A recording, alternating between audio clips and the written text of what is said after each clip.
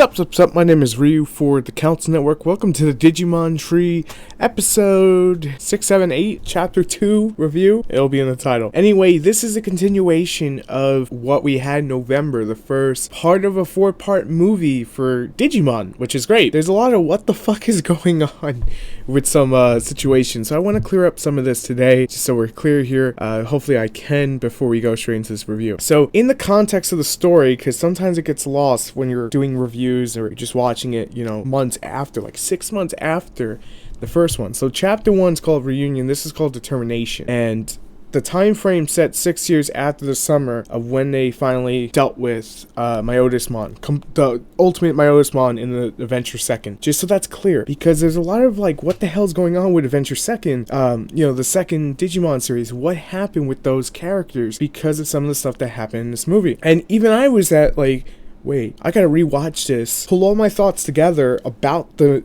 whole movie, at the same time try to understand the canon of where this is set in, which I was mindfucked. So, good points. This movie's focused a lot more on the Digimon. That's good, because it's called Digimon. We want more Digimon. I believe we're halfway through, so there's gonna be 2 more parts, and what sucks is that we have to wait till the summer. It's worse than waiting for, goddamn do I say, the Flash coming back. Or when Bokudake ends and waiting for that to come back. So, there's that. But obviously, they focused on a lot of the original team. The one big, thing that I was just sitting there scratching my head like, okay, Mikunmon, the little cat thing, I was like, what the hell? Where does this come from? And I think it's just a new Digidex, then that's what they should have put into context. Maybe they didn't. I just got lost in translation. There's a lot of not knowing all the answers to all the clues that are there, but the biggest holy shits of the entire thing is that Mimi and Joe were both able to bring Gomamon and Palmon up to their mega forms. And Palmon's mega form, man, someone please reduce that shit, in the chest. It just, those things were bounced a little bit too much. But man, Gomamon, holy shit, did he look wicked as fuck when he was fully evolved. I just enjoyed the hell out of it.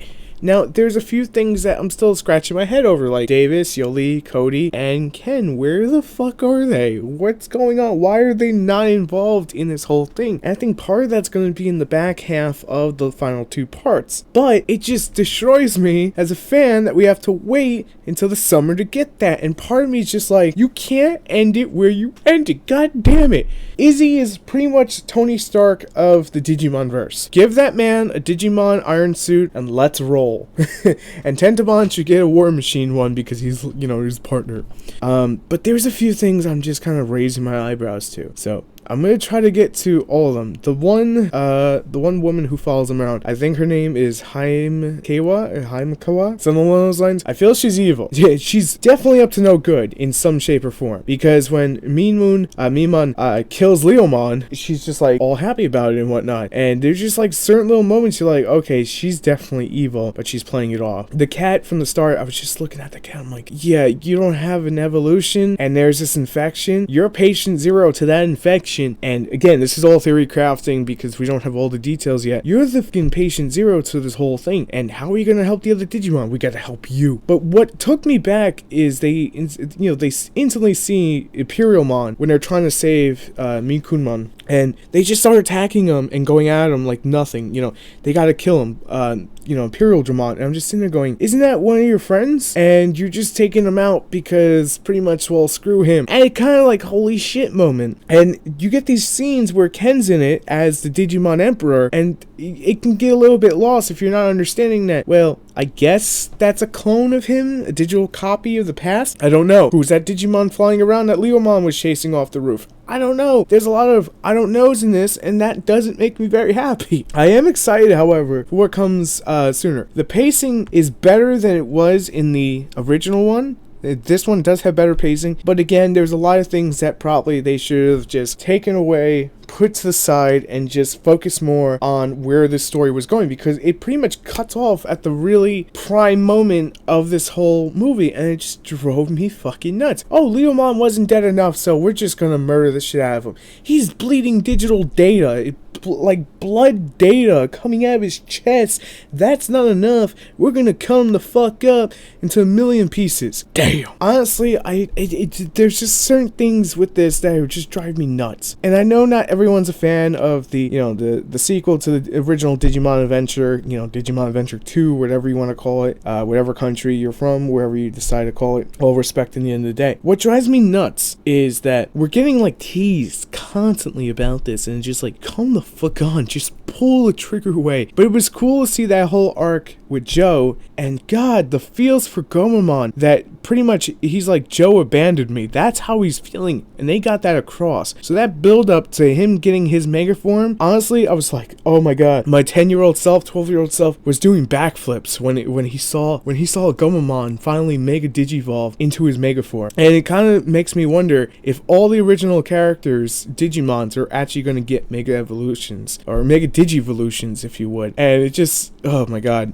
Mimi is comedy, and seeing Izzy's reaction when she was dressed as a cheerleader, that made me laugh. There was a lot of things again that just driving me nuts. And one of the biggest things is the pacing, the continuation of having to wait until the summer to get that. And there's just so many more questions. But part of me I'm really happy about, but Maki is a shady bitch. Shady woman, and I can't wait just the reveal that she's evil. She's the Jay Garrett of Digimon. I was about to say Pokemon. I'm sorry, I've been recording Pokemon stuff for the Pokemon Council.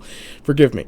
But there's a lot going on here that still kind of looms over that we don't know all the answers to, and I don't want to make assumptions on it. So if you're a big fan of Digimon, this is really good, but just keep in mind that ending is going to make you go, son of a bitch, son of a bitch, son of a bitch, until we get into the summer. So I'm going to give it a straight 7.9 out of 10, minus the 0.1, because I'm salty about that ending. That is pretty much my biggest takeaway from that. High points are it focused more on the Digimon. Low points are that, well, cut off at the really good point, and there were still a few things I'm just scratching my head over, which I'll forgive for the moment because I want to see where it goes. So thank you guys for watching. If you enjoy the content, make sure to subscribe for more. We will cover the next Digimon Adventure Tree Part 3 when it actually becomes available for everyone to watch. And before we get to that, we have 2 more videos that have to go out today, if I'm not mistaken. So thank you for tuning in, and we'll see you a little bit later today. I'm Ryu for the Council Network, and if you enjoy the content, you know what to do. Make sure to hit that like button, make sure to subscribe for more, and I'm out for now. You have a good one. Peace.